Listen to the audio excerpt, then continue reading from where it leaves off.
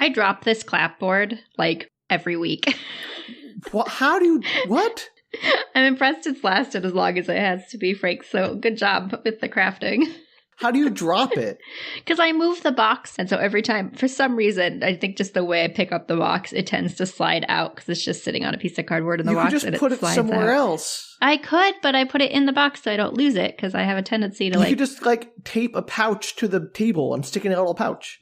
That would be smart. Have not done that.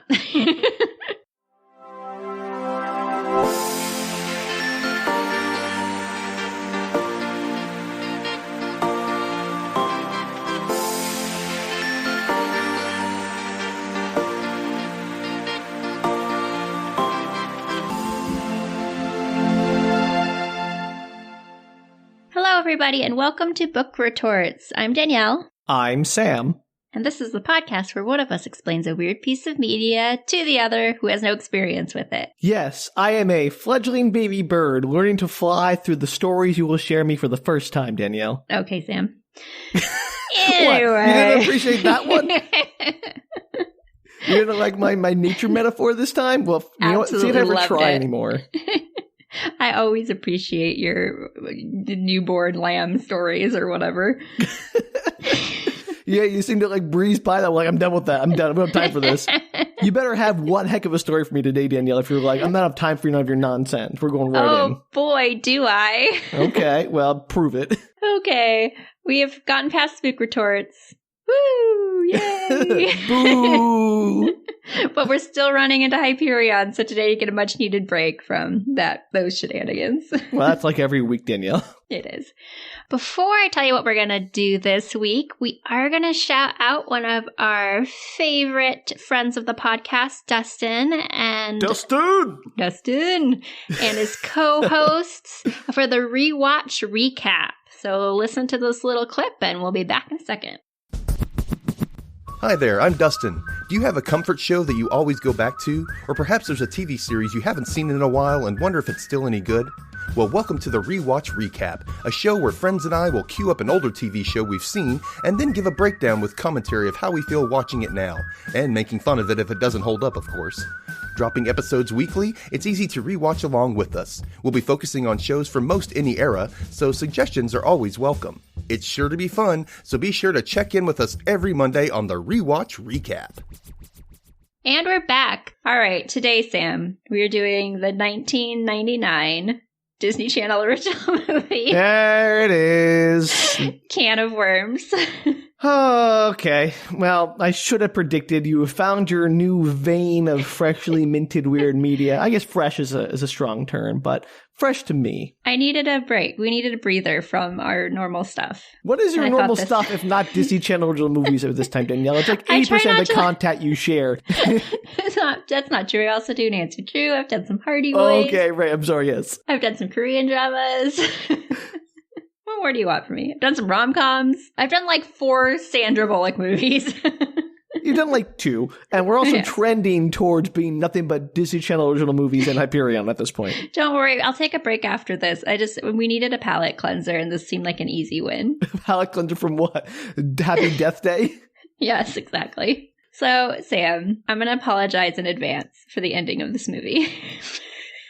That's bold. Bold strategy. Let's see how it pays off. I have feelings. We'll get to them. Okay. Well, if you have feelings, I can't wait to share all mine. All right. First, I'm going to send you my 1-sentence summary. Danielle's patented 1-sentence description. Is it helpful? No. But we do it anyway. All right. There you go. I hate this already.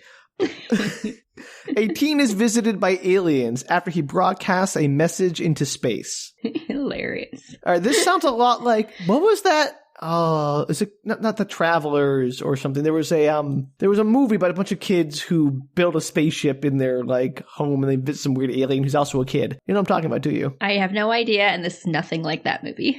Great. I'll have to look that movie up. I remember it watching as a child, and I can never remember the name of it. All right, great. I can't wait to hear about this guy broadcasting a message into space. And apparently it's oh, that kid with his weak ham radio. That's who we're going to talk to, not, I don't know, all the massive radio satellite arrays that are broadcasting from SETI or whatever. Yes, you'll find out what happens. happens in this. Oh, I will tell boy. you, it's based on a book, also called Can of Worms by Kathy Mackle. I did not read the book, but I did read that it was based on a book. Okay, great. Thank you. Maybe we'll do the book next time. Maybe. Had I known it was a book first, I would have just read the book and done the book retort on the book. However, I don't know. I'm sure the movie is insane in its own way, separate from the book. Yes, it's wild. Actually, I kind of recommend watching this movie because the creatures are crazy. Okay. Also, just point of order, the movie was called Explorers, not Travelers. Excellent. Good job. You're welcome. There you go, everybody. Just making clear that I think it sounds a lot like that movie, but, Disney Channel original. I promise you it's nothing like that movie. This takes a sharp left turn for no reason whatsoever. That's a perfect movie for us, Danielle. I know. All right. You ready? Are you ready for this? No, but we're going to do it anyway. Begins with a thunderclap and the title card, Can of Worms. It was a dark and stormy night. It was. A teen in a suit runs around his fancy machine. It's just a bunch of cords and boxes and a dish. And Can we be more specific about the suit? Is it like a prom suit he's getting ready? Or is it like an overall? He is in a white button-down shirt with some suspenders and dress pants.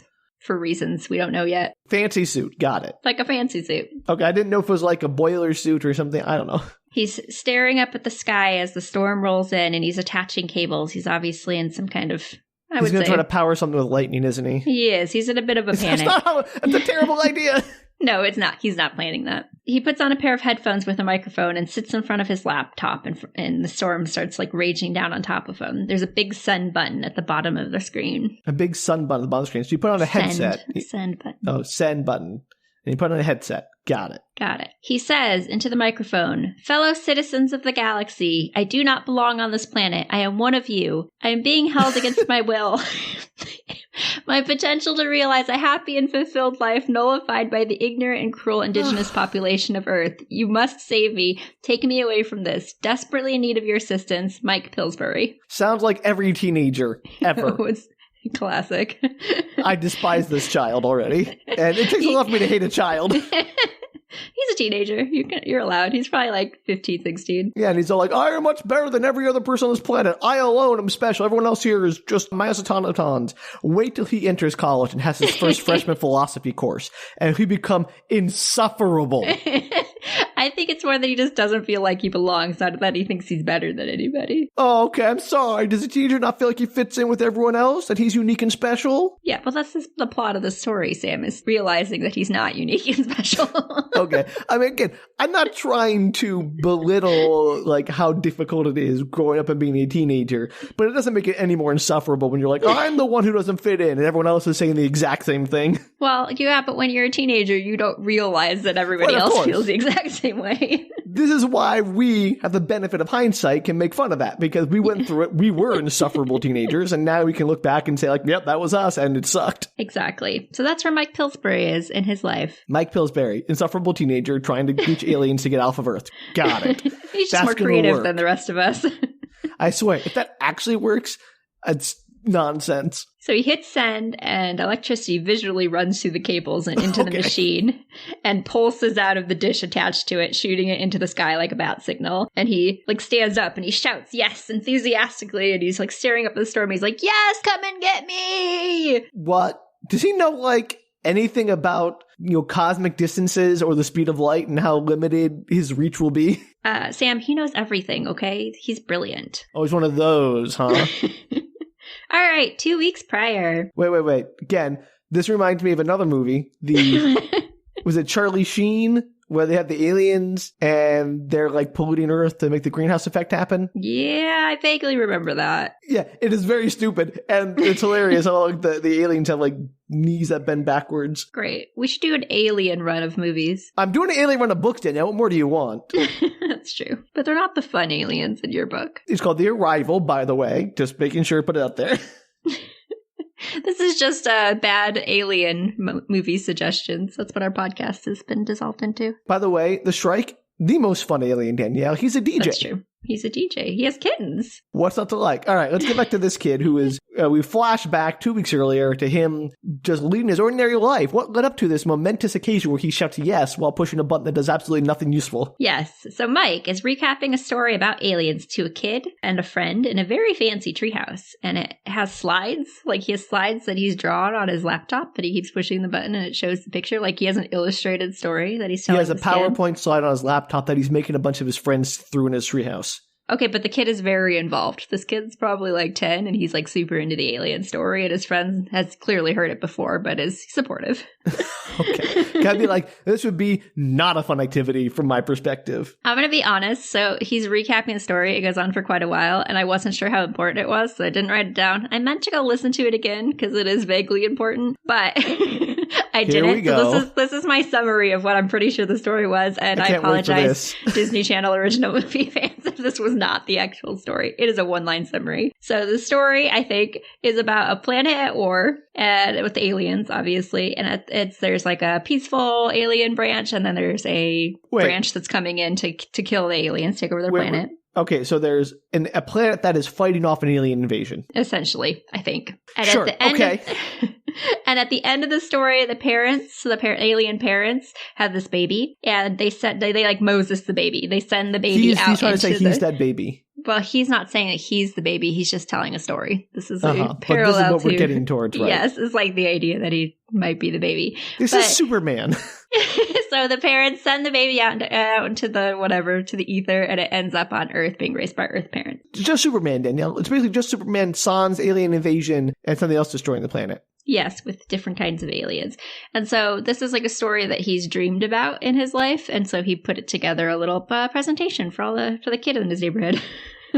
This kid sucks. It's just like, imagine like, hey, you want to hang out at my treehouse? Sure. You get up there, it's like, hey, welcome to my TED Talk where I'm going to talk to you about my dreams. So it's like two of the worst things put together. The best part is this movie seems to suggest that like, it's a trait that he's well known for and people are into it. It's like, oh, have you heard Mike's stories before? They're pretty cool. I'm like, nobody cares when you're 16. And also like, hey, let me tell you about my dreams with this PowerPoint presentation. Like, oh. He's a good storyteller. It is a good story. I'm sure he is, but nothing like would make me want to turn down an invitation to hang out at someone's treehouse more than them saying, hey, come to my treehouse. Let me tell you about my dreams. Like, no, thank you. Oh, no, it's cool. I have a PowerPoint. I'm like, no, absolutely no, thank you. Like, it's adding more bad on top of bad. So the tail end of the story, Sam, is that the kid is raised on this other planet on Earth and he never feels entirely at home or that he belongs, and he gets all melancholic while he's telling the story. It's obviously a metaphor for his life. I mean, sure. Okay. You'll grow out of it.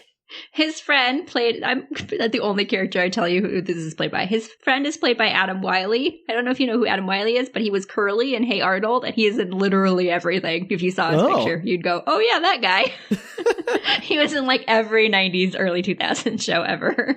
All right, Adam Wiley, doing good work. I appreciate a man who works, or anyone who works. Ton of voiceover work, but it was also a character in a ton of things as well, like things you've watched. I love people who are like those sort of unsung heroes who do like all the roles, but no one really, like they're not front and center, so they're not like super famous, but they're like doing everything. Yeah, he was always like the sidekick best friend character. I appreciate that. That's a really important work to have. It is. So he's, listening to the story and he's like, dude, you take this whole being weird thing way too seriously. Just accept that you're a normal human being like everyone else. Which he knows where it's at. Mike laughs and's like, okay. And then Mike's dad calls out that they need to get going to the field. Apparently, Mike is on the football team, but only because his dad says that it'll be good for his character. That's a terrible reason to make a kid play football. I mean, making kids play football is already kind of questionable, as we've learned in many recent years. But just about character, his dad is not any better than Mike. Oh, I feel like the parents are like not super represented in this movie, but there's a scene later on with his dad that I'm like, geez Louise, dude. Oof. They're supposed to be good parents, and I'm not sure. I'm not convinced. Yeah, fair. So his team doesn't really love him, mostly because he's terrible at football. Reasonable. I mean, again, I'm not saying being good at football gives you worth as a person, but if you're going to be on a football team, it helps to be good at football. I have to assume it's one of those teams where they just let anybody on, like you didn't have to try out. Oh, yeah, okay. And he's got this big old crush on one of the cheerleaders named Katelyn. All right. I already don't care about this romantic subplot. So in his haste to show off, like he's watching her, and then in his haste to show off, he shockingly manages to catch the football, but in his panic, he runs the wrong way to the goal, finally getting tackled right before the end line and almost passes out. Oh, so he gets tackled right near his own end zone and passes out. The other team's end zone. No, his own, because that's... Yes, his own, yes. Yeah. So while laying vaguely unconscious, he starts to see hallucinations of aliens in spacesuits, and he starts shouting not to let them take him. They want his brain! And the guy checking him out, which is maybe the coach, maybe the doctor, suggests that someone already took it. And his family, while being supportive, is basically treats him like a moron. Is like, get back out there, you go, boy. So this child keep working at it. has a concussion, most likely. Yes. And everyone's just like, hey, get your butt back in gear. Again, this is very emblematic of football culture at that time period, which was not good. All right, cut to the backyard, and he's setting up his dish device. I think he just stole his family's satellite TV dish. Actually, they won't notice that, I'm sure. Honey, why can't I get Jeopardy? Where's Jeopardy? Like I said, they're supportive of him. They just it really seems like that's what he's doing. His mom calls him inside and sets up her TV to play German music. Like there's people dancing, like you mean polka music. Yeah, it's like polka music, but it's like in the German outfits, they're dancing behind her on the TV. Later, and then she makes a phone call in German. I have literally no idea what this woman does for her job. Apparently, she is German. Maybe she's just calling her family back in Germany. It gets more confusing from here. His dad seems to be involved in stocks, and Mike interrupts his morning routine to tell his dad. He's has this very adult conversation where he goes, like, not sure I want to stick with football. And his dad, he's like, I'm not that good at it. His dad's like, what's about that can-do spirit? You can do anything you set your mind to. Not true. Mike says, like, I'm not saying I can't do it. I'm saying that I don't enjoy football and I don't want to do it. I would prefer to do other things. And his dad definitely waves him off and is like, you can do it. It builds your character. It's good for you. You should do it. I know. And I'm like, no, your son is having a completely adult, valid conversation that he does not like what he's doing, and you're forcing him to do it.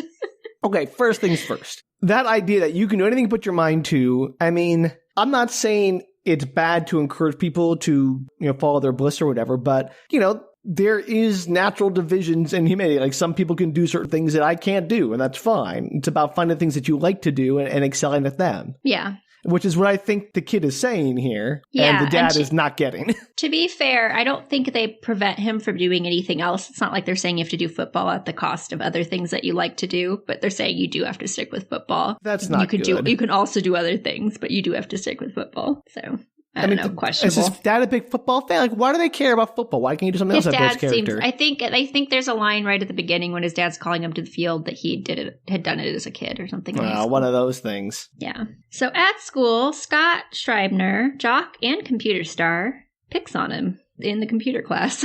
So Scott Schreibner? That's his name. With a V or a B? B as in boy. Schreibner. Got it. So he is the computer programmer jock bully. True. Yeah, he's like A's in his classes. He's a jock. And yeah, he apparently has some computer knowledge, which I thought was an interesting combination of things you don't normally see in a movie. I mean, to be fair, in 1999, like right around, the Y2K panic, maybe they were like trying to think about the future. Like, hey, in the future, all of the tech people are going to be the ones who are the top of the social hierarchy and going to be the jerks. I think it's supposed to be like a counterpart to Mike, because he is also super into computers, but he's like the nerd version of that. And so I think it's this idea that like there's somebody who's really popular and good at computers versus him who's not. So what you're saying is being into certain things like computers, it isn't what makes you a nerd. It's just being a weaker or somewhat I think it's the confidence. Person. It's the self-confidence. Yeah. That's what I'm getting at. I'm trying to I'm deconstructing the concept of nerdism. Yeah, I think in this particular case, it's a self-confidence thing. I think if he had the self-confidence, people would like him more. I mean, that's a weird thing about self-confidence. People like you if you have, but you don't have it. It's really hard to get it because no one likes you. Well, yeah. Well, I think it's hard to approach people sometimes. Yeah, I agree. They don't want to talk to you to begin with. That's fair. or can't, or feel like they can't. Anyway, so he, gives them a hard time when he comes into the computer class. This is obviously 1999, so they have the big junky monitors. It's great. Love those. And the cheerleader comes in. It seems maybe to be one of her first classes. I don't know, but she sits in the I just empty transferred seat. to the computer science class in the middle of the semester. It's weird because she's looking around trying to find a seat, and she ends up sitting in the empty seat next to Mike. Of course she does. Scott clearly has designs on her as well. And so Scott puts in a floppy disk into his computer and just hits a button. And it, I don't know, magically sends a message to Mike's computer that says, Wait. I have your... Yeah. Go finish. I want to hear how this ends before I voice my objections. So it sends a message. It just pops up on the screen. It fills the whole screen. It says, I have your brain, but I'll give it back. Don't let a good mind go to waste. And there's a steaming pile of garbage on the screen. All right. It's the magic instant messenger program.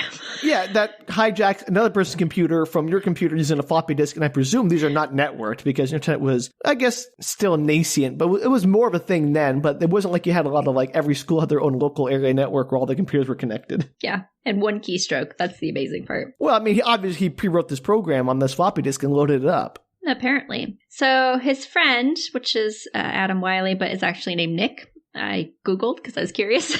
What his name was? Does he never get a name in the movie? I don't know if he ever did. I don't remember ever hearing it. So his friend, Nick, is like, you're going to let him get away with that? And Mike pulls out his own floppy disk and pushes it into the computer. Dueling floppy disk? Yeah, the music that's playing is kind of this slightly, it's not dueling banjos, but it does definitely have a kind of kind of vibe. That's hilarious. I really want them to do dueling drive noises, the floppy drives are reading and it's going back and forth. All right, so the teacher's computer alerts that she has email, and so she pulls it up, and it says, I think of you day and night. Come see me, your principal, Mr. Haynes. P.S. No. You can call me Doug. No. That's sexual harassment in the workplace. Not okay, especially given the power discrepancy between the teachers and the principal. Okay, but it's not obvious. It's not. Obviously, it's a fake email. I get it. But, she should be absolutely gobsmacked by this. Well, she's shocked, but she's clearly pleased, and she tells the class she needs to go to attend something in the office. No, why? Yeah. How? Teachers are smart. They're smarter than this.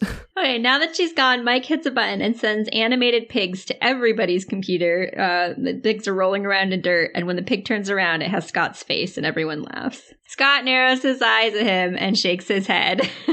These kids are apparently wizards when it comes to computers. Amazing. Truly amazing. Okay, back in the tree fort, Mike's sister interrupts. She crawls up the ladder and tells him that Katelyn, some girl named Katelyn, is there. And It's that's a cheerleader. named the cheerleader. Yeah, of course. And apparently it's waiting in his room. They laugh because they think that she's just pranking them until it occurs to them it might be real, and he rushes into the house just to check. Why is she there? Well, Is she an alien? No. Katelyn's in his room, and she's super interested in all the mechanical computer stuff that's all over it. Apparently, this kid just has thousands of dollars worth of mechanical equipment in his Let me tell you, Danielle, from experience, no girl has ever gone to my room and be like, oh, I love all your computer stuff. That makes me so horny for you. Yeah, well, she's super interested in it. Damn it.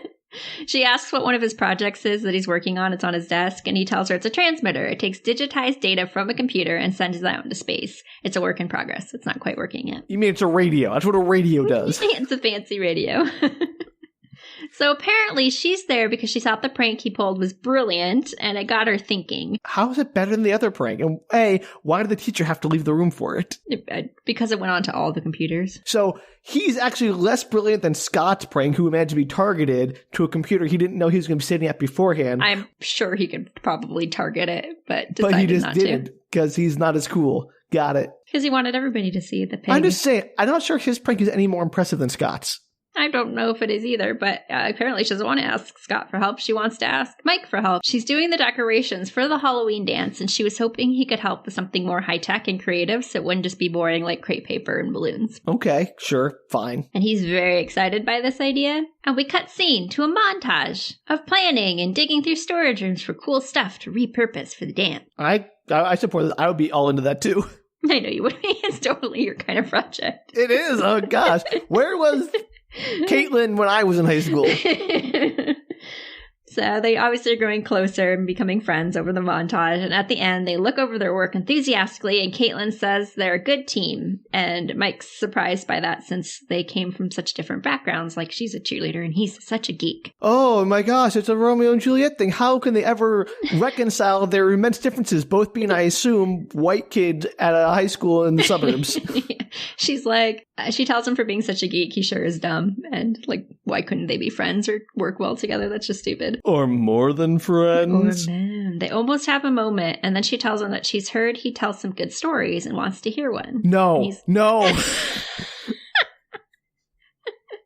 And he's like, what? No, I just tell my friend's little brother these stupid stories. I'm not going to tell you a story. That's weird. I refuse to accept that this weird kid is like, oh, he is the master bard of the high school. Everyone go to, what's his name, Mike, for all your storytelling needs. Let him regale you for a few coins. He will tell you a tale of mystery and adventure. He's at the local inn, entertaining visitors from out of town. There's at least 2 to 3 times in this movie that somebody references Mike's storytelling ability as like something that's well known. This is insane, Danielle. We haven't even gotten to the aliens yet. I'm already thinking this is insane. I know, there's a lot of background in this movie. I'm impressed. They put some effort into it. Are we sure that isn't it an alien planet? Like, there's some kind of like twist where like, no, these were aliens all along and they're not actually humans because they don't behave like humans. No, I can't tell you that, Sam. It would ruin the story. She insists, and he launches into his story, which is just the alien story. Without the PowerPoint, though, so it doesn't have the impact. I know, it's true. Only to be interrupted by Scott telling them they're heading out for food. Katelyn thinks it's a good time to take a break, and Scott is like, did I invite him? I don't think so. And she's like, well, I invited him, so screw off. Well, Mike sasses back, and Katelyn steps in between them to break it up, telling Scott to tell everyone she says hi. She's not going. And Mike is super shocked that she stayed behind and didn't go with him. And now you tell her a different story. It's about the boy Mike, love machine, and how he is the perfect person for Katelyn. Put those PowerPoint skills to good work there, Mike. Clearly, you have found the one girl in the universe, possibly, who is into your weird mechanical stuff and your goofy alien stories. Yeah, somehow, you basically. better capitalize on that. So Katelyn's amused at their rivalry, and they decide to go get some food instead of continuing with the story. Maybe he's going to continue with the story later. I don't know. Wild. Meanwhile, Scott and his sidekick friend break into the gym to obviously tamper with the Halloween decorations, which is a jerk move since Katelyn is heading it, and he likes Katelyn. Yeah, but he's obviously trying to make Mike look bad, but now he screwed up the decorations. I know. That's exactly what he's doing. Of course he is. I should tell you at this point that for some reason I thought Scott was named Matt, and I don't know where I got that from, but I wrote Matt in my notes for like pages before I suddenly realized his name was Scott, and I had to go back through and fix it. I was like, why did they name them Matt and Mike? This is stupid. Welcome to Book so Retorts. Mad about it. Our attention to detail is second to none. That's why you come to us for all our detail-oriented factual representations of media. Like somebody about halfway through the movie was like, Scott Schreibner, and I was like, his name is Scott? I love how you create your own drama whenever you watch something. Like, there could be the craziest story going on the TV, but you've always found some way to make it more dramatic in your own, like, weird way. Like, you surprise yourself with something that isn't surprising in the movie. Hilarious. Okay. So I assume it's the day of the dance because Mike is in a suit and he's soldering something at his kitchen table. And his parents come up and his dad is like, we regret now that we never sent you to dance lessons. And his mom pulls out a video cassette and is like, now, this is a little something that I distributed to a chain of stations throughout the Canary Islands and for closed circuit on cruise ships. 10 easy lessons. It's apparently a dance video. I don't know what his mom does. So, what does his mom do? I was ready to guess that she had like a home video of him dancing that they were going to play and embarrass him with. No, but this is her lessons. Produced dance video. Yes. I am flummoxed. What does she do? What did she say in German on the phone that would give us any insight? Okay, if anyone out there speaks German and has seen this movie, translate her dialogue to us. It may be nonsense because it's probably just an American with a bad German accent, but please. She does say something about Oktoberfest, and that was all I caught, obviously. Maybe she's like some kind of media person. Like she provides media for cruise ships and looping background videos for festivals. Absolutely. At first I thought she was like maybe like a news reporter or a journalist or something. I don't know, I just had that vibe. But then she started talking in German and then with music and then this, and I was like, oh, I don't know. Fair. I still know what she does. And apparently she's like, I have this dance video. This somehow makes us regret not sending you to dance, even though you've expressed no interest in dance to us whatsoever. Yeah. Well, she tosses the tape in front of him to, watch before the dance, and then she and her dad and the dad dance off. So they're like, you're going to a dance, and we regret never sending you to dance lessons because you're about to go to your first high school dance. So watch this dance instructional video instead. Yes. Instead of me like teaching you how to dance. Also, speaking as a kid who went to high school dances, no one there knows how to dance, let me be honest. No, and you don't need to know. You just need to like wiggle a little bit. It's fine. Right. It's very awkward and not very dance-like, so you're fine. The bar is very low. Absolutely. All right. For reasons, they didn't seem to meet super early to set everything up at this dance, so now everybody's just like milling around the front of the gym waiting to be let in. Oh, they didn't do like a run-through on the day of? No, it's wild. So he like runs in. You can tell he's like, oh, sorry, and like he's there, and I'm like, what? Like what delayed you this long that people are already at the dance? He was watching the dance video, Danielle, obviously. Yeah, he was soldering the lights he has lights over his like tux. So they glow. So he has like a wearable electronic suit. Absolutely. Got it. Cool. Love that. Yep. So they're prepping everything. He's like, oh, it's really quick. Don't worry. I'll be up in just a second. The camera follows a long cord across the room behind a curtain where Scott is sitting with his friend and his own laptop. Uh-oh. Everybody enters, and apparently Mike is the MC. What? I don't know what's going on in this movie. When does he have the charisma to MC a dance? Now, I mean, no offense, not many people do. He's totally into it, but this is what he says. I quote so many things from this movie, but I feel like I'll tell you what he says. Are we like 10 minutes into this movie, Danielle? I feel like we're about 10 minutes into this story. No, we're farther than that. Okay. I know it's surprising how much backstory there is to this. He announces to the crowd that the night's decorations were brought to them by Mike Pillsbury, Starfield Intergalactic Communications and Entertainment Corporation, and the talented and inspirational Katelyn Sandman. Okay. There's a lot to unpack. He's like, there. Everybody, settle down, quiet, please. I have an announcement before the dance begins. There's so much to unpack there. First off, her name is Sandman? Yeah, Katelyn Sandman. Perfect. Great. No further commentary. Just wanted to highlight that point. I laughed when I heard it. Second, his company name sucks. It's so long. Yes, you need something short and pithy people can actually remember. And, assuming he has a website because he's a tech kid in the 90s, that he would probably have a website with a name that's going to be like 50 characters long. That's impossible. And even the acronym for that would be MPSFICE and C if you wanted to add corporation to the end. I'm really glad you figured out the acronym, Danielle, or I should say the initialism, because that's delightful. Why? Just why? Okay. Anyway. Well, he's not brilliant at marketing, that's for sure. He turns on his fancy rotating light music extravaganza and everybody starts dancing and whooping and hollering and having a great time. Meanwhile, Scott pushes the button on his computer and the machine suddenly comes to a stop, then starts rotating the opposite way, going faster and faster, the music going backwards, and then it bursts into flames. No, that's not how any of that works. Scott laughs because he's apparently a psychopath who's fine with mass murder if the fire gets out of control in the gym. That's bonkers. Mike's trying to stop it, but he can't, and he gets blasted with the fire extinguisher, and he's just standing there completely embarrassed and miserable. And though Katelyn and Nick try to console him, he grabs his laptop and runs for it. And this is apparently the inciting incident for wanting to be off-planet. So he's like, I gotta make my intergalactic corporation the real deal. Yes. He's like, I'm so embarrassed to be a sophomore in high school that I now need to be off-planet so I can make my intergalactic business a real deal. I mean, being a sophomore in high school sucks. I'll agree to that. That's quick a rough question, estimate. Danielle. Yes. Do me a quick favor. Can you tell me the name of his company again? Because I've already forgotten every word of his company name. Sure. It is Mike Pillsbury, Starfield Intergalactic Communications and Entertainment Corporation. Great. Thank you. I will not remember that. I just wanted to hear it again. It's amazing. Crazy. All right, cue the storm and him rushing around his dish machine. Wait, That's what it is. It's a giant dish with a bunch of like cords attached to it. When you say dish machine, Danielle, all I think about is like, oh, it's just someone who doesn't know what a dishwasher is called. No, so it's this giant I know what you're saying. dish, it's a satellite and dish. it's I attached gotcha. to a bunch of like metal boxes with wires and buttons, and looks kind of fancy. Blinky lights, the whole 9 yards, I'm sure. Exactly. So the bat signal goes out. We get to the scene where it goes out of the dish again, but this time lightning shoots down and strikes it. So wait, this time is different than the opening from the movie. No, it just never got to the part with the lightning. Got it. So you see the whole scene leading up to that. So he does all the bit with the right. come and get me thing. He gets struck by lightning. He dies. Movie over. No, he doesn't get struck by lightning. The dish gets struck by lightning. And it explodes, killing him with shrapnel. He dies. Movie over. It does kind of look like it explodes a little bit. Cut to breakfast the next day. His dad is saying, let's focus on the positives. The insurance will cover the satellite damage. Nobody at school was hurt. You're okay. Like, you're going to be fine, buddy. They're remarkably blasé about their child's obvious cry for help, like literal cry for help.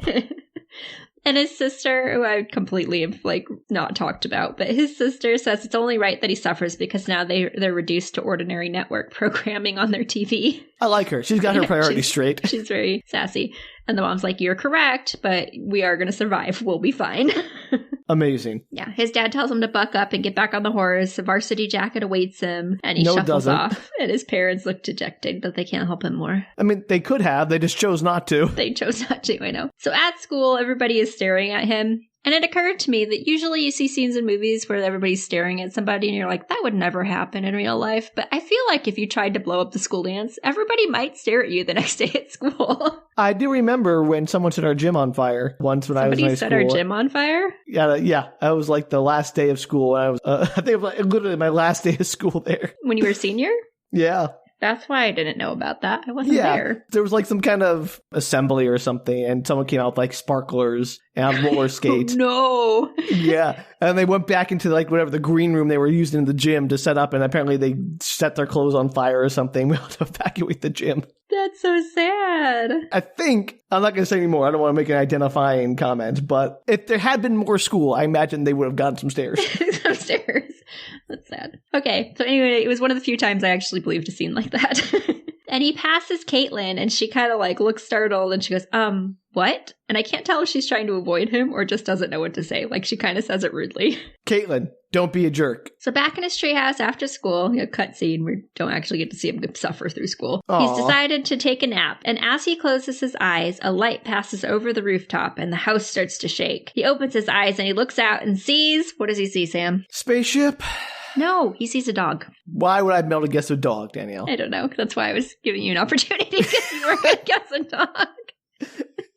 He sees a dog. It's an alien in dog form. Got it. It's a dog with a diamond-shaped glowing blue device hanging on a collar. And Mike's Isn't this just like that movie Cats and Dogs or Cats versus Dogs where it was like they were both aliens who came to Earth? That's a weird movie. I have really distinct memories of that movie for reasons. I have very vague memories of that movie. I don't think we watched it together, which is weird. We've both seen it, and we didn't watch it together. It came out like the year I moved here or like the year before or something, because I remember thinking, I don't know why, I remember thinking about the movie where I lived when I moved here.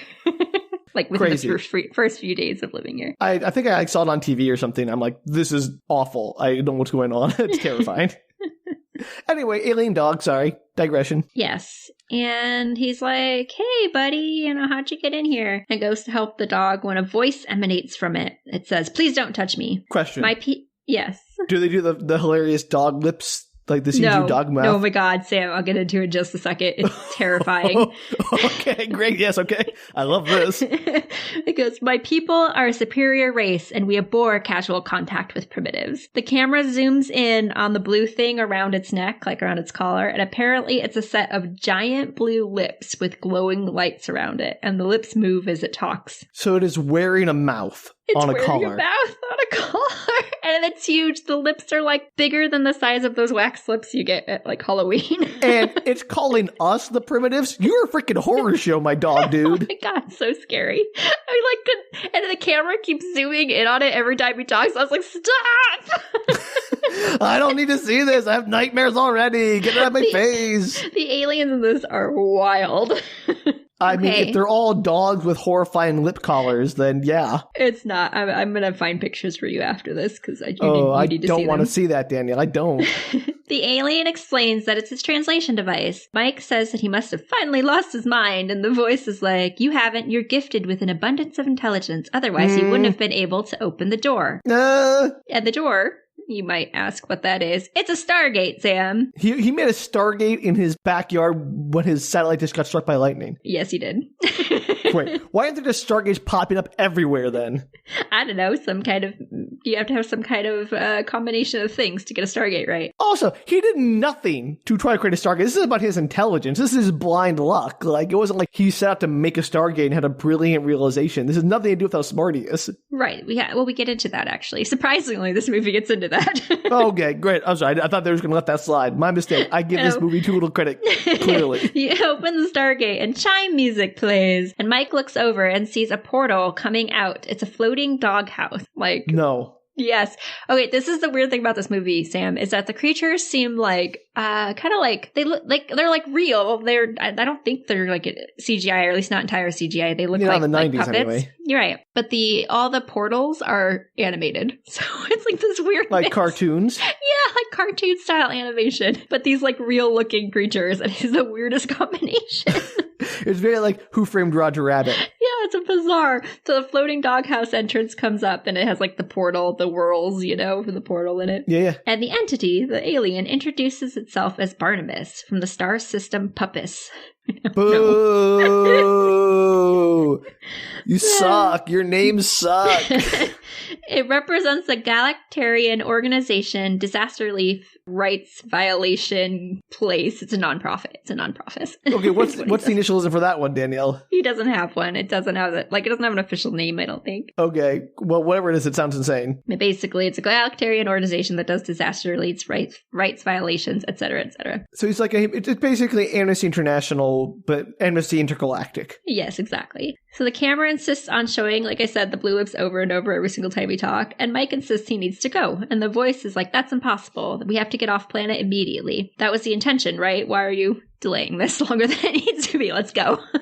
I mean, Mike, you got what you asked for. Let's just go with this crazy dog alien. What's the problem? Wait, okay. Ooh, all right. First, if these aliens are really intelligent and are calling us primitive, they must know there is a knowledge gap between their knowledge of the universe and ours. They should understand that this primitive wouldn't be all like, yes, let me go with you, strange alien thing. They would be freaking out. Like anyone who knew anything. This would be like me taking a cell phone to some isolated tribe and being like, hey, here's a cell phone. Who wants to come with me now? They somehow seem to think that because he created the portal that maybe he has more knowledge than he has, or at least they kind of act like that a little bit. Barnabas is the only one that explains anything, and he did say he was an alien trapped on Earth, so I guess that could explain why they don't treat him like a primitive Earthling. Quite possibly. So Barnabas says that the longer they delay the departure, the more complex it all becomes, quote unquote, whatever that means. Yeah, no, nice hand-wavy clock making there, buddy. No, we'll get there, actually. So Mike tells the alien that he appreciates it coming all this way, but as he doesn't believe it exists, because he doesn't believe in aliens, he's going to have to pass.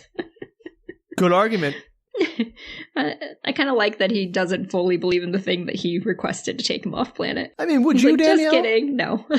Yeah, there you go. He climbs down the treehouse, but the dog is waiting at the bottom and says he doesn't understand this since, what his message said was that he wanted to get off planet. But they need to go because others from all over the galaxy are traveling towards him right now, and they won't have his best interests at heart. So apparently just a gaggle of various alien races have heard his magic transmission and are all coming to Earth to investigate because he's apparently the most special boy in the universe? Yes. Okay, got it in one. He's the first Earthling to, make contact with the aliens and therefore is, a big deal. If I was the alien and, Earthlings reached out and made contact with us, my first reaction would be, uh-oh, we are so much trouble right now. Right. Not, hey, let's go meet the Earthlings. This is, it's kind of funny. The next few scenes are pretty funny, but I feel like I wonder if the book explains more of this as to, why this is happening the way that it happens. You'll see. Okay. So Mike runs off. He's like, nope. And the voice yells to trust no one but him and to be ready to leave the next time it sees him. Anytime a stranger says, trust no one but me. It makes me not want to trust them. I know. I feel like at this point, Barnabas being evil would be like a classic turnaround for a TV. Yeah, it seems like the most obvious thing. So, I mean, Barnabas is really on you. Mike runs into the bathroom to do self-check. He's convinced he's like sick or food deprived or something, like he's having hallucinations. He decides to eat something. And as he's eating and checking his computer, globs of clear goo fall from above, landing on his food. And startled, he looks up and sees a giant pipe above him, kind of like the Mario pipes, glowing green, and a goopy green alien pushing through it. He freaks out and pushes back. And the alien drops to his desk in front of him. I'm going to explain this alien. I'll show you pictures at some point later, but let me explain it for our listeners here and you. I mean, that is the medium we have chosen, Danielle. Yes. I need you to imagine a giant ball of lettuce. Like, I don't know. Just put your arms out in a circle. That's how big this lettuce ball is. So like a beach ball size lettuce. Exactly. And then it has like, imagine a mouse type of nose, but more like a tan color with giant nostrils, and then human teeth. I don't want to imagine any of that, Danielle. All of that is terrifying. And then giant unconnected eyes that are just like two eyes in the pile of lettuce with like big blinky lids. And then he has little squid arms, just like two little squid arms out the front of him so that he can grab stuff. What is this? Is this Cronenberg? Did he direct this movie? It's so good. And it says, I am the bomb. I am the bomb. I am the bomb. Your new best friend. It says Mike needs his help and he's come to handle his case. Mike is very confused. So this is his intergalactic lawyer then? Yeah. And the bomb says it can get him millions in galactic credits and he will take care of him for life. Shall they go through the pipe? Let's go before anybody else shows up. Every one of these aliens is immediately suspicious and horrifying. Yep. So the phone rings and he decides this is the best time to answer the phone. It's Katelyn. Hey, Katelyn, why don't you come see my alien pets? Yeah. So he's surprised, obviously, that she's on the phone since she kind of ignored him earlier. And she wants to apologize, which is nice of her. Good job, Katelyn. Yeah, it's very rare that teenagers have such insight into themselves. Yes. Then it becomes the most frustrating conversational scene I've seen in a movie in a long time. So she's like, we just need to let it go and lighten up about it. It's not a big deal. You know, she's like, I don't even think it was your fault. I actually think it was sabotage. It just seems very, strange. Everything was working so well. But he's not listening because the bomb is eating his burger. And apparently it doesn't sit well with the alien because he releases basically this giant fart, the stink stench that comes out. And then he eats his corn on the cob and popcorn pops all over the place. So he's just having a grand old time eating all this human food. This alien creature is the worst house guest. Absolutely. And Katelyn misinterprets all of Mike's responses to the drama as responses to her apology, even though she says, he's like, oh, there's a plumber here. It's a terrible stink. And he's clearly very distracted. And she's getting more and more angry at him for being distracted. Take a hit, Katelyn. Call him back. Yeah. And I'm like, you're smart enough to know that obviously something major is going on his end of the phone. He's saying, I'm not talking to you. I'm sorry. I'm not talking to you. And keeps responding to the stimulus in the room. And I was like, dude, first off, just hang up. Say, I'm so sorry. I have to call you back. There's an emergency. End of phone call. Right. But she should be smart enough to know that he's not responding to her. Man, it's clear he's not responding to her. Contrived misunderstandings. Absolutely. It was really infuriating to listen to. See, I don't hate misunderstandings or miscommunications. I hate it when they're so clearly set up to be improbable and contrived that they don't make any sense. Yeah, this is one of those situations. Love it. All right, great. So she gets mad at him. She hangs up the phone. And then he gets mad at the bomb, who tells him it might make him feel better to know that he's what Earthlings call a lawyer, as you so rightly guessed, Sam. Well, I figured it out. I'm a smart boy like that, smarter than Mikey over here. Mike has an open and shut case against Earth. The intergalactic statute is clear. No life form of superior intelligence shall be subjected to substandard environmental, psychological, or emotional life circumstance. In short, they can sue the pants off of Earth. Okay, Earth isn't part of their confederacy, whatever you want to call it. So how are they going to enforce it against Earth? They don't recognize their laws. I don't know the answer to that question. All I know is that Earth is considered a protected planet because it has non-intelligent life form on it, essentially. This all makes no sense. Mike tries to explain that he was just upset when he sent the message. He never actually thought it would work or anybody would come, and it was a complete accident. And the bomb is like, well, we did, and nobody's going to offer you a better fee structure than myself. And Mike declines, and the bomb is very angry, saying it'll sue Mike for wasting its time, and then it floats back up to the pipe and disappears. Okay, litigious aliens, creepy alien dogs. What's our next alien creature going to be, Danielle? Nick. Nick walks in. Oh, okay. Well, that's even more horrifying. Apparently Mike had called him, I guess. And Mike tries to explain that the whole alien thing. And Nick is like, oh, okay, crazy pants. Like, you're starting to believe all the things you've been talking about. This is very concerning. Which is the normal response in this situation. Yeah, no, like, obviously, he's like, oh, you've been telling yourself those alien stories so long, and now you finally cracked. Yeah, that's basically what he's saying as he's, like, walking out of the room. He's like, all right, good for you. He cut to Mike. He's stalking Katelyn at her house, but he gets seen immediately. It's fine. It's not fine. His intentions are still terrible. I don't think he's like stalking her. I think he's like waiting for his opportunities. She's with friends. Like he's waiting for his opportunity to actually talk to her. She looks mad at him and she walks away. And as he's, going across the street, going to try and talk to her, Barnabas, the dog, appears and tries to, once again, to talk him into coming. He's like, we don't have a lot of time here, Mikey boy. Let's go. What is Barnabas offering him? He is offering him it is offering him his own space to be himself, to live on Puppis, and he can just hang out and be himself. So he's trying to come to Puppis. Ugh. And he doesn't have to talk to other people if he doesn't want to. Like he can. So Barnabas is offering him sanctuary. Exactly. What's in it for Barnabas? Nothing. He's just a nice, supposedly nice puppy dog. Dog creature, Puppis. I would tell Barnabas, first things first, you want me to come to your planet, rename it from Puppis. That's a terrible name. Well, that's why they like dogs.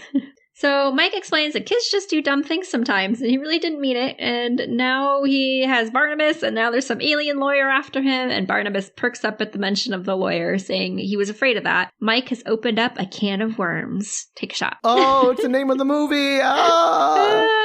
It's said more than once, too, shockingly. Oh, why? Why would it ever need to be said more than once? I don't know. Barnabas explains that when Mike sent the signal out to the universe, it also signaled to the other planets that Earth had advanced to a certain technological level, and that's bad because Earth is no longer falling under the intergalactic protection for primitive life. So now it's free reign. Anybody can come to Earth. Their moronic statute states that Earth has sub-intelligent life forms, therefore is protectorate. But because one jerk with a satellite dish somehow magically sends a signal that reaches the other planets, suddenly they're like, oh, well, I guess that does it. Everyone on this planet is no longer protected. Yeah, give or take. These people are all idiots. I don't think there's any intelligent life in this universe based on this movie. That's quite possible. Mike, again, tries to explain that he's not even sure how it all worked because lightning hit the dish and he doesn't feel like he could reproduce what happened. Smart. And Barnabas tells him that nobody will believe he has no control over it and that it can see what your life has become. You're disgusted, you're fed up with people, and I can take you to a place where you can be yourself. But that doesn't save Earth, though. Like, now Earth is going to be overrun by alien lawyers. I'm sure there's some kind of, thing they have to put into place so that they can start contact or whatever. I just think to be fair, the aliens in this are not really messing with other people. They are only messing with him. Like, he's the one that's allowed to be messed with, I guess. Okay. I don't know. None of this makes sense to me, but let's go on. I don't really need to get a crash course in intergalactic law. Yeah, it's not like you hear news reports in the background being like, alien invasions are taking over Paris or something. Like, that's not what's happening. That would be better, though. So that apparently tempts Mike. He's like, well, maybe it would be better to be off planet. I don't really want to be here. Nobody likes me. And I'm not good at being a human. I mean, you're not really good at being much of anything, frankly. Ooh, burn. No, he's fine. I'm sure he's a delightful child. So Mike agrees. He's like, I do want to go, but I want to clear up some loose ends. Can you guess what the loose ends are, Sam? Is it Katelyn? It's Katelyn. Screw his family. He doesn't care about them at all. He's a teenage boy. Of course it's Katelyn. Barnabas is like, oh, if you must, I'll return when you're ready. Like, he's over it. Well, doesn't Barnabas want to take a breeding pair with him so they can at least have 2 humans on Puppis? He's not as creepy as some of the other aliens. That's saying a lot given his mouth. So Mike rushes over to Katelyn's house and they kind of Romeo and Juliet from her bedroom window, and Mike convinces her that he should get a second chance. And he's waiting for her to come down so they can talk it out. But as he's waiting, an alien appears sneaking behind him. First off, why is he asking for a second chance? He did nothing wrong, really. No, he didn't. Is it about the phone conversation and her being unreasonable about it? Yeah. Okay, well... So that was all his fault. This is a bad start to relationship. Such a bad precedent. Oh, I would hope when she comes down, he's going to be like, listen, there was an emergency. You know, like, I'm sorry. I didn't mean what I was saying. It wasn't directed at you. She should figure that out. But she anyway. should have, but... Okay, so this alien that's behind him. I want you to imagine... No, not this again. Jabba the Hutt's head, but orange and blue striped, and like red, orange, and blue striped, with a giant smile of human teeth. No, why are the human teeth back? I don't know, they all have human teeth and it's so creepy. I hate this. Did we learn nothing from the original Sonic the Hedgehog character design? And then there were, imagine 2 worm tentacle eyes coming out of the top. And then imagine that this thing's actually quite tiny, probably only 2 feet tall. It has these short little legs with ankle socks and loafers on. Somebody in the props department was having fun. It's so good. So it shoots Mike with a blast of pixie dust. I don't know. It just like comes out of his eyes or something, and it drops him to the ground, and he's kind of stuck there. Like he can move his arms, but he can't actually get up off the ground. He's like frozen there. His legs are paralyzed. Got it. Yeah. It pops up to the porch asking Mike if it can have a moment of its time. It's very much a used car salesman. It would like to represent him for all his media throughout the galaxy. I want to be his agent. Yes, it does. Also, what media? This kid has no charisma. Well, you'll see in a minute. As Katelyn comes out, the alien blasts her too, and she freezes in the door. The alien tells them that they need to go somewhere more private and dissolves them into light, transporting them across the street into some bushes. Creepy. It is. The alien does this like hard sell on how it would sell his story, and it wants to make him into a weekly series, and it could get him, magazines and weekly series? What would the plot of that be? A teenager being mopey every week? Yes. Living his best life. They want like the romance involved. He's like into Katelyn. The whole thing. So Mike, who's obviously unable to move except his arms, grabs the alien by his worm eyes with his working hands and strangles into submission, telling it to get lost. And harumphing, the alien pops through a purple TV that appears animated TV that appears disappearing into space.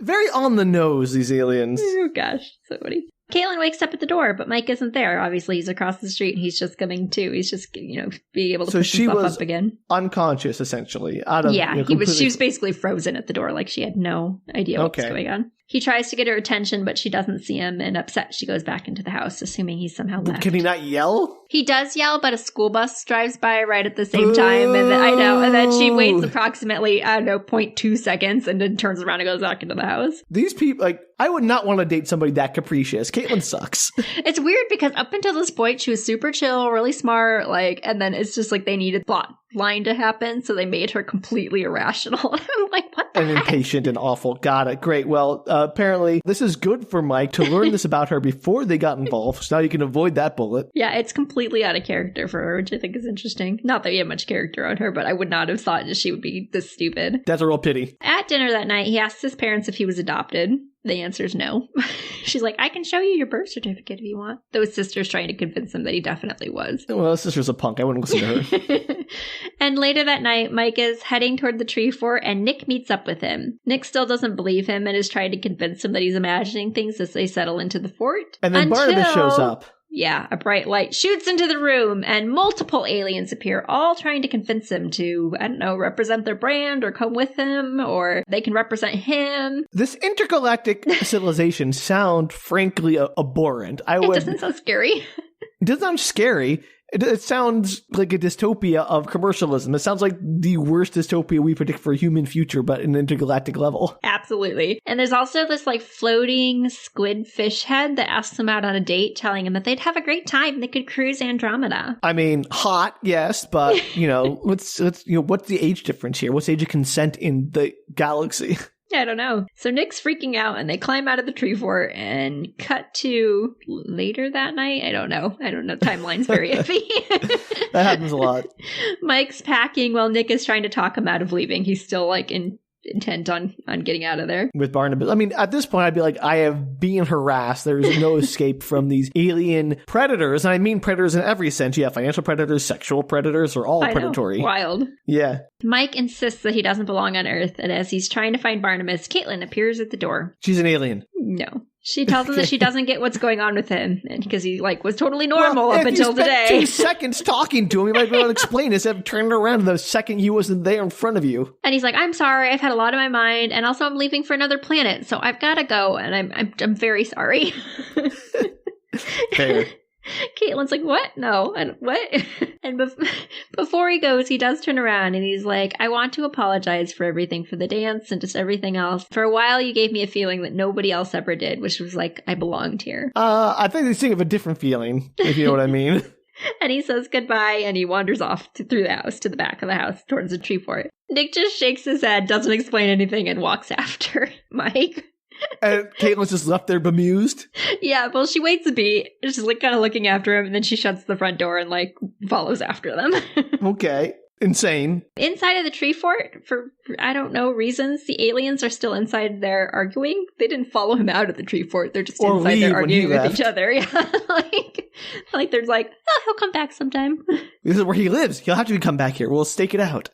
So he steps out and he's like, okay, everybody, I'm ready to figure this all out. But before he can work anything else out with them, Barnabas appears again. Yay, Barnabas, the creepiest one of all. And as they're about to start their conversation, Katelyn appears through the door and a bright light fills the tree fort and all the aliens cry out. And the fish lady pours out of the tree fort and she yells, a toad! Run for the hills! And Katelyn's like, question. What? There was a fish lady? I told you, like a fish squid lady, the one that was asking him to cruise Andromeda. Okay, you said squid lady. I did not realize they were the same thing. She has like a fish head, it's a human head, but it has like a fin and it's pink and orange and blue.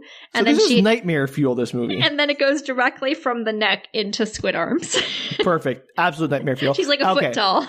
So they all scatter when they see a female whom they call a toad, which sounds very derogatory. It's not a female. It's just a toad. We don't know. I know, but they see a female human, i.e. Katelyn, and so there's this big light that like shines out of the tree fort. You can tell there's like they're all panicking and screaming, and then she pours out of it, and she's like, "A toad, run for the hills!" So and then she Katelyn disappears. shows up, and this happens. They're coincidental, simultaneously not cause at and the effect. same time. Okay. Correct. Got it. Okay. Barnabas explains that a toad is the worst worm that could crawl out of the can of worms that Mike opened. Take a shot. Really stretching that metaphor. He'll find the choicest specimens and snatch them, and then he'll tell all of his friends, and more will come and take more and more specimens. The specimens were humans, just to be clear. Oh, I figured that out. But so what are they, collectors? Why do they want humans? Absolutely. They're collectors. Okay, cool, got it. This is that Star Trek episode that everybody knows and loves. Yeah, the one with Data as the collection. 100%. Love that episode. Goes straight into that episode. I like how we both knew exactly what we were talking about. Mike voices his frustration that he didn't even think the device would work. And then why were you building it? Barnabas is like, if it was truly an accident, we could appeal the case. But, and before he can finish his sentence, he's interrupted by a flash of light and a growl from the treehouse. I don't know why everything happens in the treehouse, to be honest. That's a very good question, because didn't he open the quote-unquote Stargate in his backyard? Yeah. So why is everything happening in the treehouse? I don't know. Barnabas yells at him to leave, but before they can go, Jay, that's Nick's little brother, the one he was telling the story to earlier, he comes out of absolutely nowhere and is like, oh, cool, what's the light? And run towards the treehouse, and a long tentacle pops out and pulls him into the house. Or it might be a tongue. It's unclear at this point. Okay, great. Well, we never liked Nick anyway. Let's let him go. It's not Nick, it's Jay, his little brother. Oh, I'm sorry. We never liked Jay anyway. Let's let him go. It's fine. We didn't mind Jay. Jay was fine. We didn't mind him. I didn't care. Mike rushes after him and climbs up the ladder, and inside the treehouse is what appears to be a giant portal that kind of looks like an 8-foot-tall bronzish mirror, like a cat head shaped mirror with cat ears. Is this supposed to be like something to be contrasting to the pupper? What's the planet called again? Puppis? Puppis, whatever. No, I don't know why it looks like a cat. It makes literally no sense with the context, but it kind of does. Maybe it's not supposed to look like a cat. It just reminded me of one. It glows and then disappears with Jay inside. I told you Jay was kind of a loser. That's the end. End of the movie. 10-year-old kid. How lame. 10-year-old kid's gone, and then Mike's like, well, I guess they got one of the things. I'm free. They can just did a switcheroo on them. Now he'll never know. Barnabas explains that the Thode will come back to collect more and more humans until he finds the perfect specimen. And this conversation seems to give Mike a plan. But you don't get to know what it is Define perfect specimen. Well, you'll find out in 3 seconds, Sam. Okay, great. Is the perfect specimen Mike? No. You would think so. You think that's where this is going. It's not. Cut to a bedroom in the dark. A flashlight is moving around it, and you see a varsity jacket. It's Scott's room, Sam. It's Is Scott. Scott the perfect specimen? Apparently, he's a jock. He's good at computers. He's perfect in every way. All right, oh my gosh. Okay. If this movie is going to say that they're going to trade Jay for Scott and be like, well, Scott's out of the universe now. We don't have to worry about him. We're done. And No, just like that's how the movie ends. I thought they were going to like kidnap him and do terrible things. And this is an interesting way that this goes. So, okay. I was just really hoping the movie would end with them trading Scott for Jay and then be like, we don't care about Scott. He's gone. Movie over. No. The flashlight shines in Scott's face and a hand covers his mouth. The camera pans up and you see a pig mask over the intruder. So I guess, Gross. as I said, the perfect specimen is Scott. And they get into a tussle and the mask is pulled off. And it's Nick. Nick is underneath the pig mask. Oh, shocking. No. Nick tells him that he was sent by Mike. Mike knows he was the one who screwed with the dance stuff, and he's calling him out. He's waiting on him tonight, and Katelyn is with him. Scott's like, okay, whatever, let's get this over with. And grabs his stuff and goes. What? You break into this kid's home, assault him in his sleep. It's like, Mike's challenging you to a fight. Why couldn't he... Yes. I don't know, like a computer off? I don't know what the plan was. This is the dumbest thing. Like, if you're going to issue a guy a challenge, just issue him a challenge. You have to, like, do this weird, like, I am his proxy, as Lord Mike has sent me to inform you he requests your presence at a duel this very moment. Katelyn is with him. It's because Mike had some stuff he had to set up, Sam. Okay, sure. Anyway, this is dumb. So Nick and Scott show up in the backyard, and the dog looks at him. Barnabas's voice tells him to prepare himself. He's about to see things, and it will be difficult for his human brain to understand. And Scott is like, a talking dog? And then already I'm confused. And then thinks it's a trick Mike is playing on him. Totally valid. Yeah. And then Mike appears and tells him that actually he needs his help. Okay. I mean, why can't you just say that to begin with? I don't know. Like, get into his room and be like, hey, we need your help, Scott. Yeah, instead of being like, I challenge you to a fight. JK, let's need your help. So they explain the situation and tell him that they want him to be the bait. And Scott is like, even if I believe you, why would I do that? Valid question, Scott. Valid question. If you're going to lie to him about the whole challenge, you could just set him up to be the bait without telling him that. I know, why bother? So Mike tells him that, he has to do it because he was born to be the hero, and inspirational music starts in the background. And he's got to be like, heroes die, I'm out.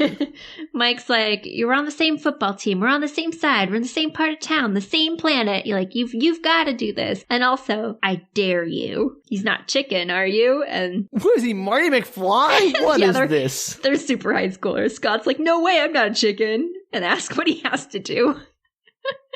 I hate that. I feel like that might work on 15-year-olds or whatever. Some, maybe, but like, what? I still feel like it's insane to imagine like, oh, you just dare someone to do something and they have to do it. Absolutely. And Mike is like, you don't have to do anything. Just be yourself. Be perfect. Be you.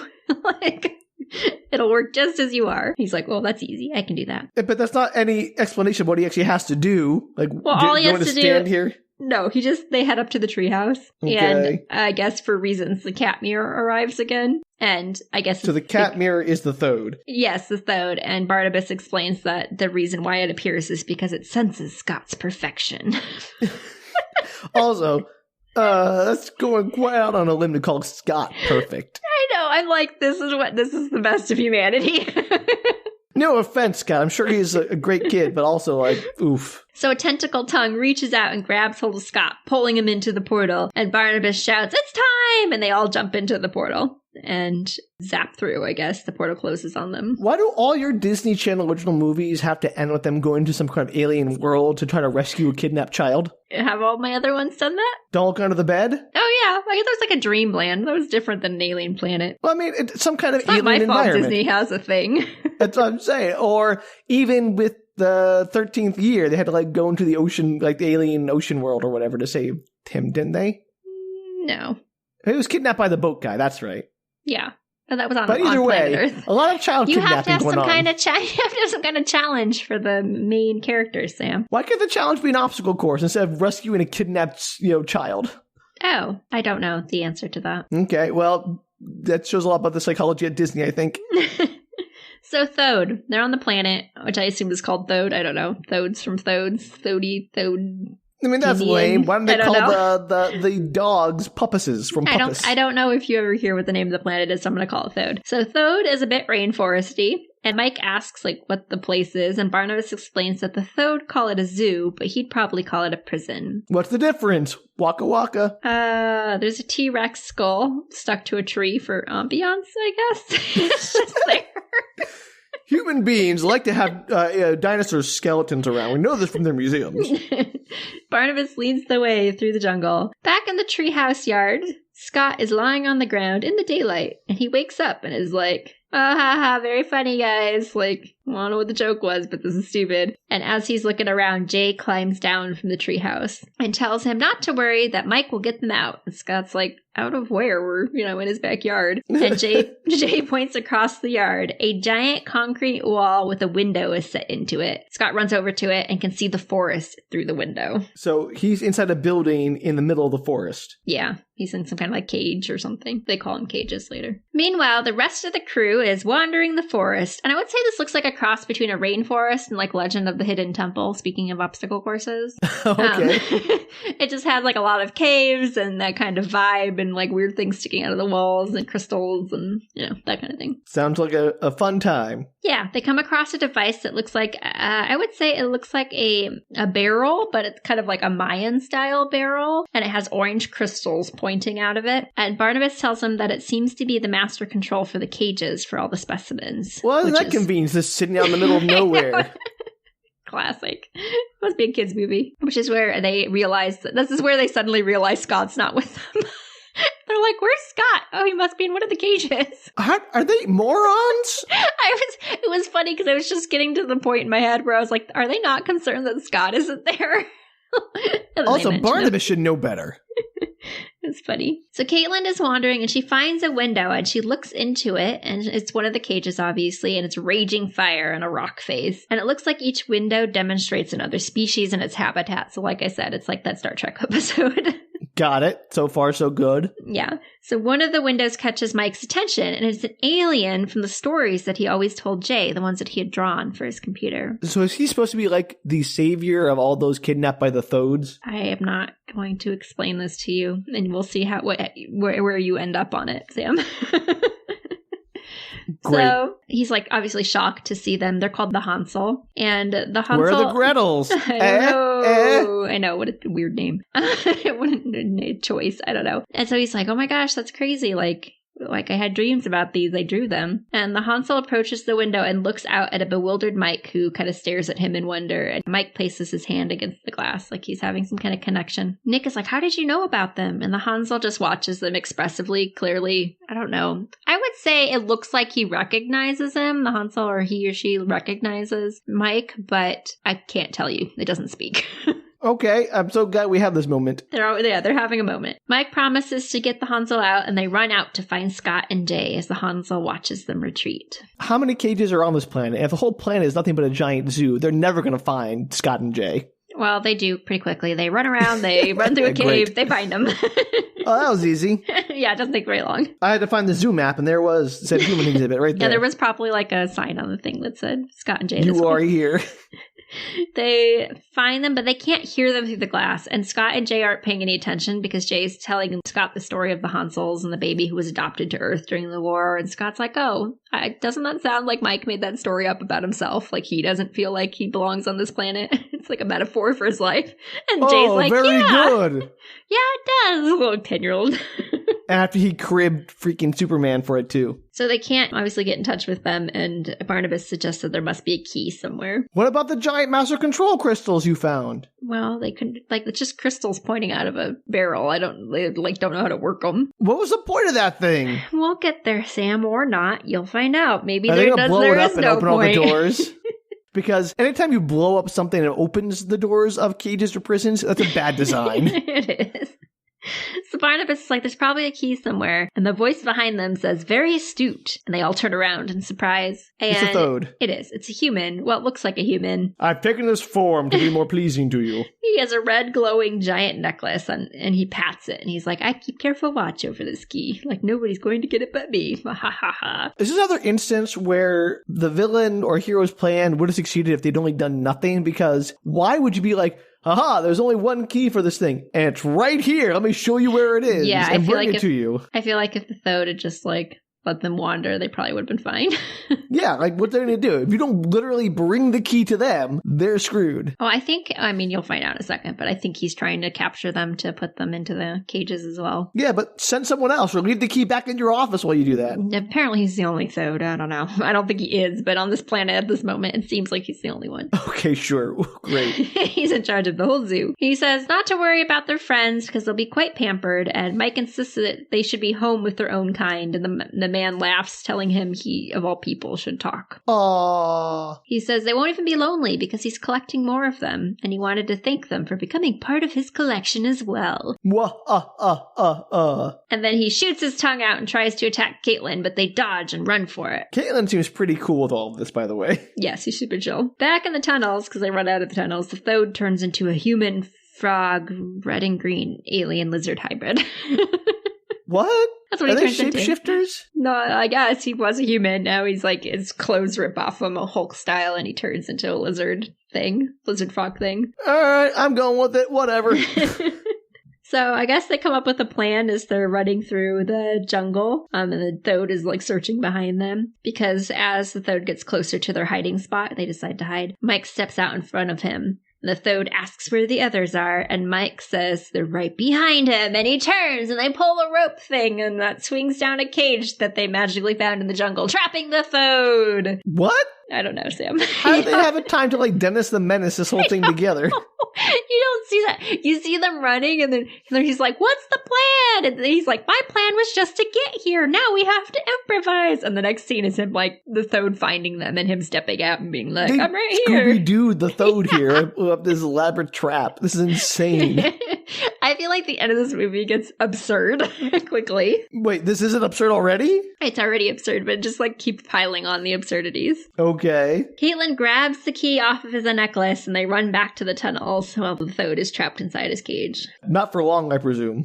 Mike stops at the Hansels, telling them that he has to release it first, but they can't figure out where the key goes because there's not like a spot you just, plug in the red gem thing Doesn't into. Barnabas have some insight here? He's intergalactic being. You would think so. But it doesn't matter because the Hansel closes its eyes and does this like Zen thing, and Mike is clearly getting some kind of message from him. Like, psychic link about here's how you open the door. Yeah.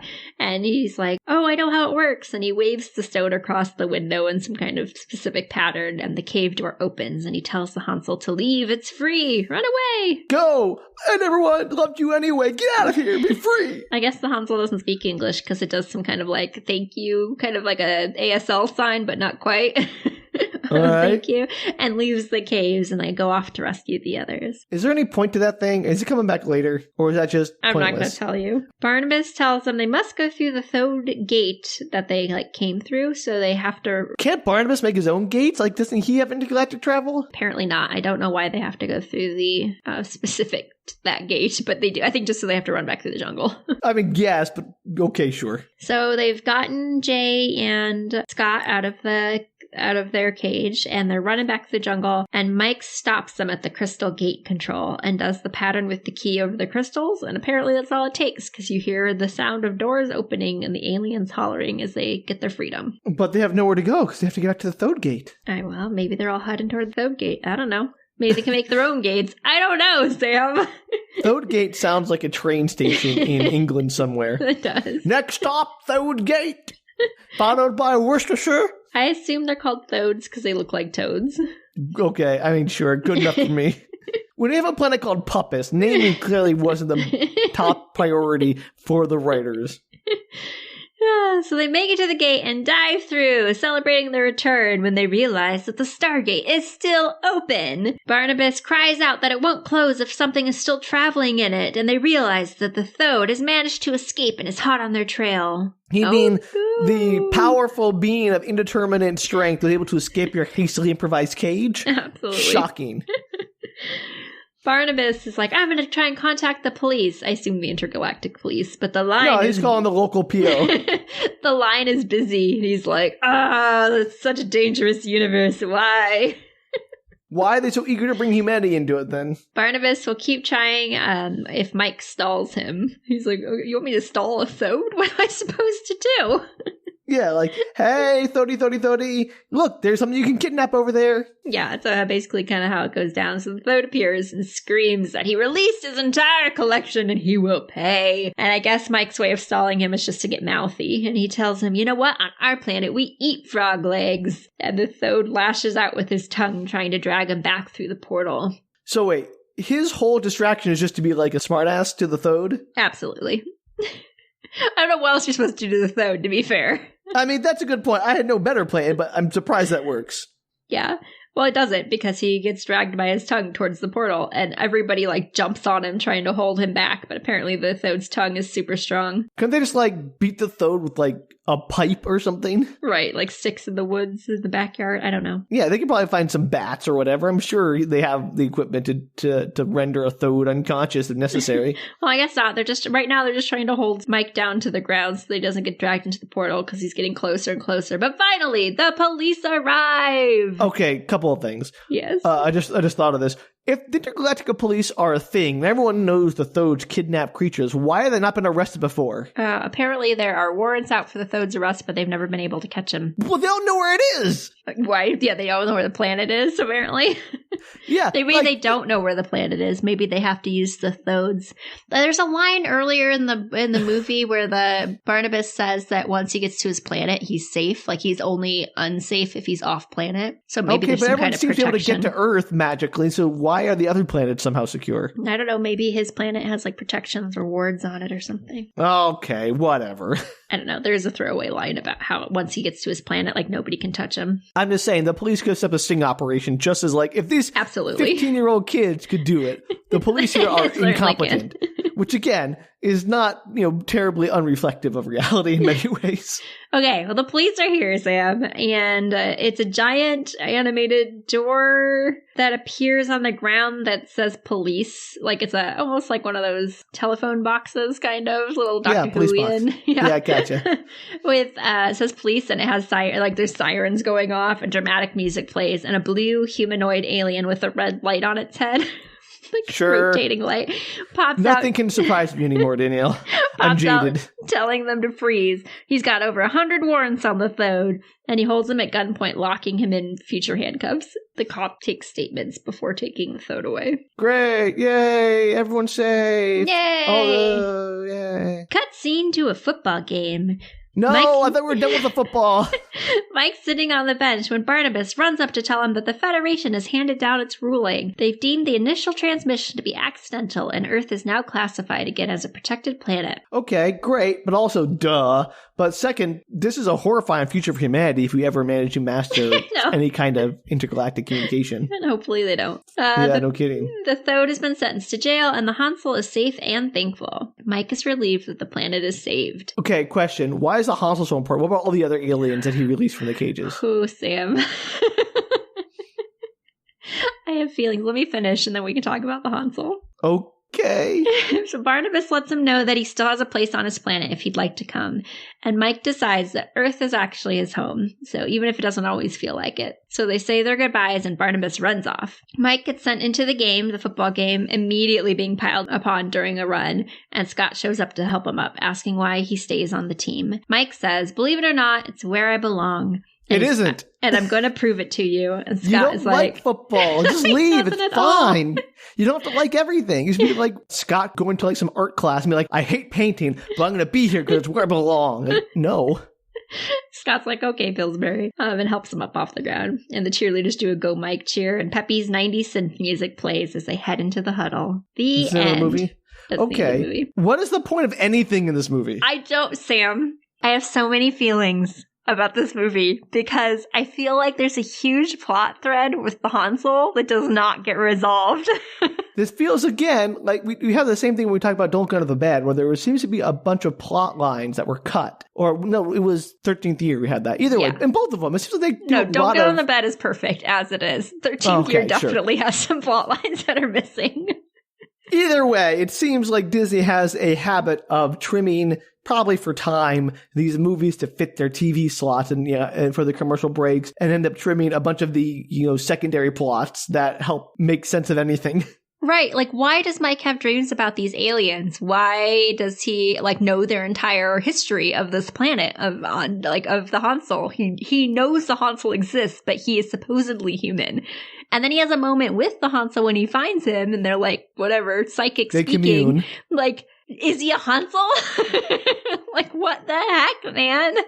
Absolutely insane. Also, he took the wrong lesson from the football team. Like, that's a terrible message. Not the The terrible lesson. message is, if someone tells you to do something, like go on a football team, even if you hate it, keep doing it because otherwise you'll disappoint other people. And you're like, no. Self-care, my dude. Yeah, he should have stood up for himself and said, you know what? I'm not doing it. You should have been like, Dad, I love you. I appreciate you're trying to help, but I do not like football, and I'd rather do X, rather be on the chess club or the computer club or whatever, and put my energies there. Yeah. And his father learned a valuable lesson about respecting the interests of his child. If it's a semi-adult child at this point. Yeah, no, absolutely insane. Terrible messages. F- on this movie. Just a wild ending. I was so mad. It's not, the ending and stuff isn't wild. The ending is just abrupt and it doesn't tie up any of the loose ends. No, it's just, I don't understand why you have an entire plot circling around a boy who doesn't believe he belongs on Earth and then seems to find out that maybe he doesn't belong on Earth, and just kidding, he's a human. What? I mean, that's amazing. I wish like the whole dream thing was just like the Hansel being like, yeah, so my kid, he built a little thing in his backyard that was sending out dream messages, and I guess one got to you by mistake. It was the whole thing got struck by lightning. Basically the same story, but just reversed. Or like the Hansel was communicating with him to like, I don't know, they had some kind of connection for XYZ reasons. So it was like he was trying to bring somebody to rescue him from the planet. Like we could have easily like hand waved that away with like some kind of psychic connection with a higher intelligence or something. Or just not had anything with the Hansel to begin with. Yeah, it was just like an odd choice.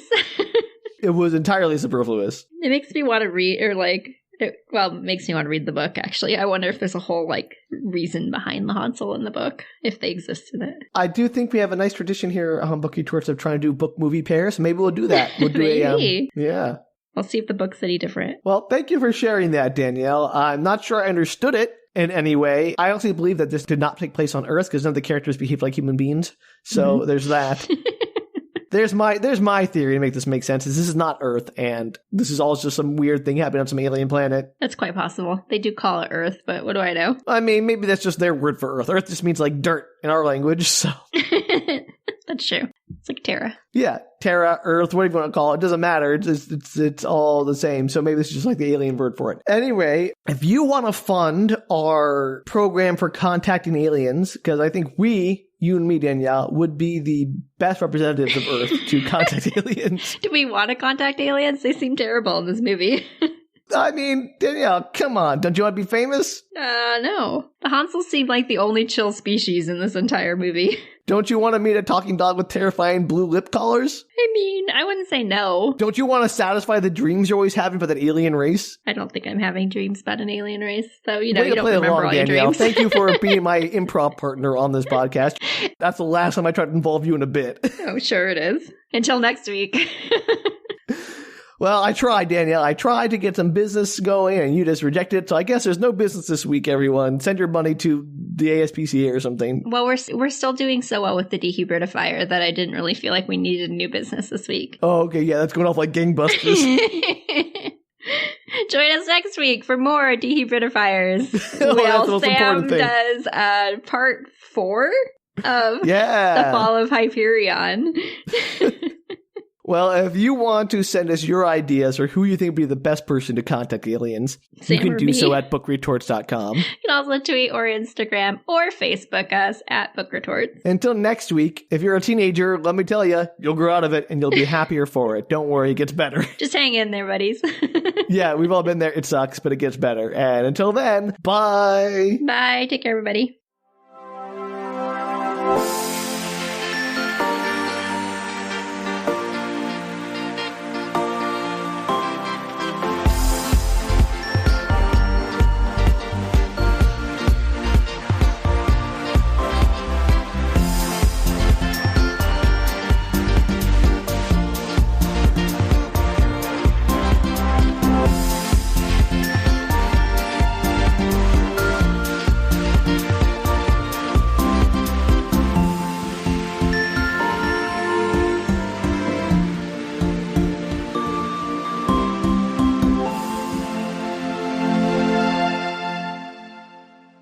We should have gone to the bathroom. This should have been peapot time. It should have been peapot time. Also, what is peapot? You had a pot of tea and you needed to pee. No.